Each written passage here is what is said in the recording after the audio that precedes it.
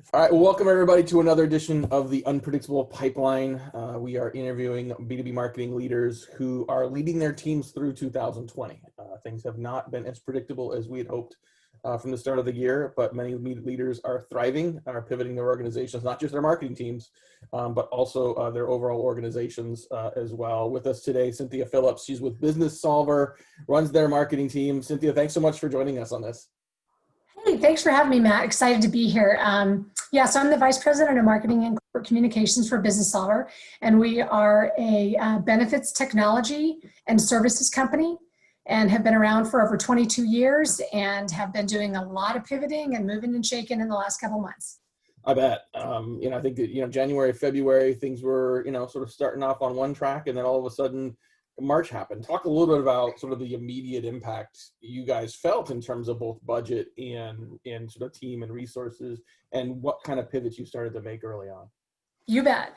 So, I think like a lot of organizations with the amount of uncertainty ahead and wanting to be very thoughtful and somewhat conservative going forward, we as an organization had to make some difficult decisions and pivots over the course of Q2. And of course that started in December. So we had to reforecast the business, and there were some decisions made both with regard to program spend and people and allocations. I think a lot of people were hit that way, but it's just something you got to do to keep your eye on the ball from a business perspective. And I think, Matt, one of the first things we did as a sales and marketing organization together was we really talked about how important it is. I think it is at any point in time, but more so with COVID, is of practicing empathetic sales and marketing. Mm-hmm.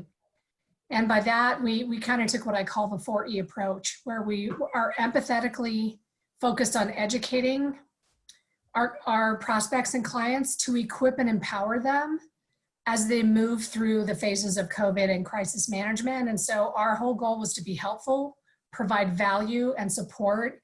And it really centered around, you and I have talked about this, a give with no ask approach.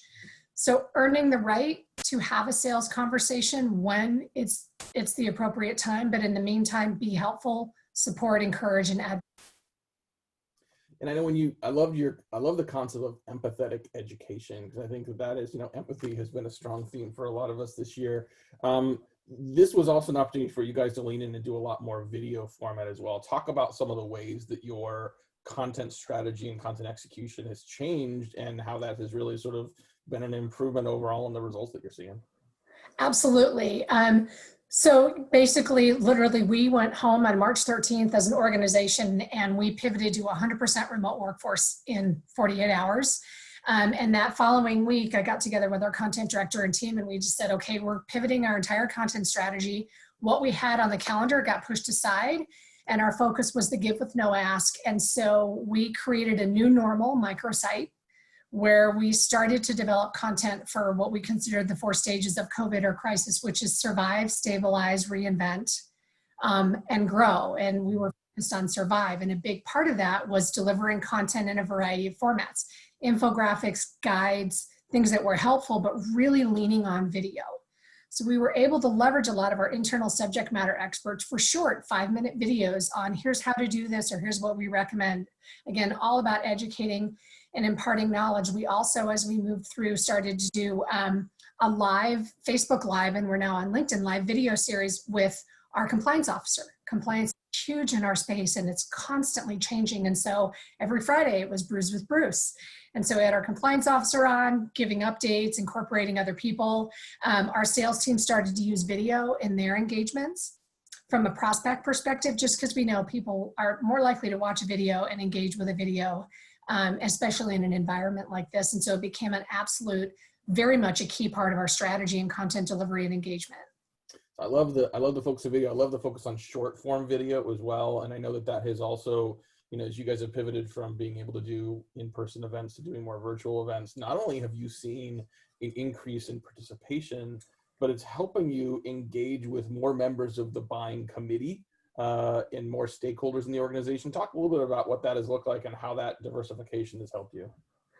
You bet. So we actually expanded our virtual event strategy and our event strategy in general. So I think like most people, we did quite a few large trade shows. We had several of our own proprietary events at a local regional level. and at a national level with client events. Well, all of that, as we know, that got the rug pulled out from under it. So a couple of big pivots we made were we normally have 3 client events in April, May, and June, and they're in-person events, and they're primarily for our clients and a few stakeholders. Well, in a month's time, we pivoted all of them to virtual only. Delivered this same content over a 2-day period, so we kept the same dates. We had an average of 15 different speakers for each event, and we were able to increase our audience attendance by 70% over our face-to-face events.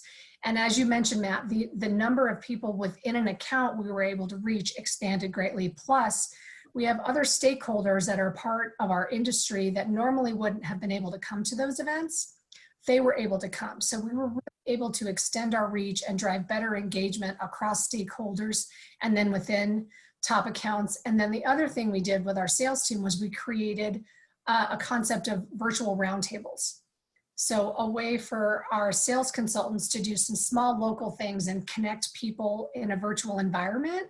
And again, add value and contextual relevance. So it's not a big webinar, it's not a big virtual event, it kind of takes it to the next level. And so we've been executing those for the last couple months as well. That's great. Now I know you guys have a pretty long sales cycle, so these investments in building sort of trust and credibility with your audience are really make a lot of sense and are really sort of necessary as well. Talk a little bit about the HR Game Changers initiative as well, sort of where that came from and sort of how that has matured.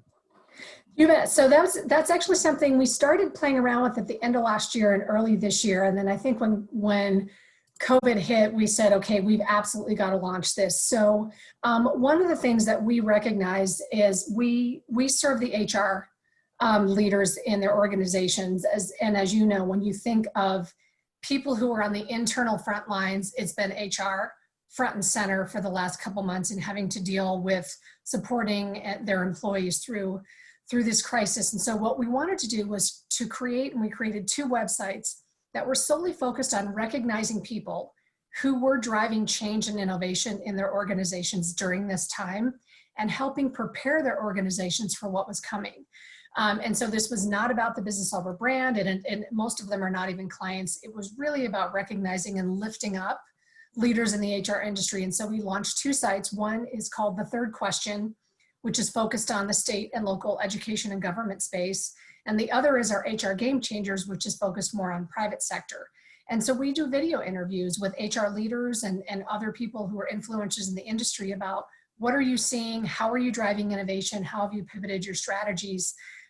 We found, as you know, Matt, I participate in almost all of your webinars, people are hungry for what do I do? What are other people doing? What can I learn? And this was a way for us to raise up people, but help them share what they've done in their organizations so that other people can learn from it. Love it, love it. And I think my last question for you, just as we round out this conversation, is, you've shared a lot of great, I think, best practices for sort of leaning in with your audience, providing a lot of value in really sort of filling the bank, so to speak, for those long sales cycles to build some trust and preference.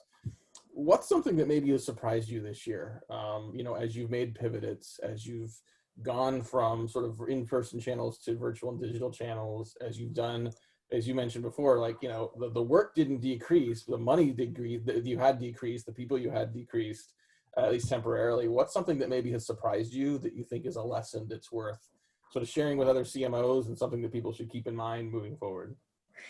So I think the biggest thing that's been a lesson learned for me as a leader and our team, and our CEO really helped drive this. There's a gentleman named Patrick Lencioni, who is the leader of a group called the Table Group, and I listened to their podcasts religiously. And he had 2 great ones. One was on plant your friggin' tree and burn the ships. And I think for a lot of people when COVID hit, and again, I've moved through this as leader and team, is we're hoping that things would go back to normal and we could just go do what we did before, but we had to realize some of those ships they're burned, they're gone. Now you don't burn the category, but how do you move from an old, sail ship to a stealth battleship that can pivot and is more agile? And so I think for me, it was about really being self-aware and recognizing, we're not going to go back to the way it was before. What are some things that can carry forward? What are other things that we just got to bury them?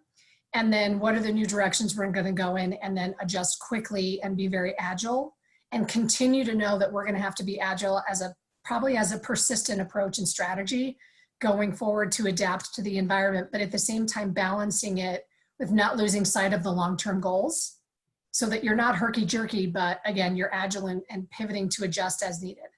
Yeah, it's a really good reminder. I think, our long-term goals may not necessarily have changed. What you can do in 2020 may very well have, but your 2030 goals, right? Or your 2 to 3 year vision of where you want to go. Like if that was important to you in January, that's probably still important to you in September. It's harder to Right. get there, but welcome to business, right? So making those regular pivots and adjustments to figure out new ways to get there, that's just, good markets and bad. That's what we do. Agree. Cynthia, thank you so much for joining us. Thank you for sharing your ideas. Thank you for being open and honest with your peers. And thanks everyone for joining us. Another You bet. edition of Thanks, the Matt. Unpredictable Pipeline. Thank you. Appreciate it.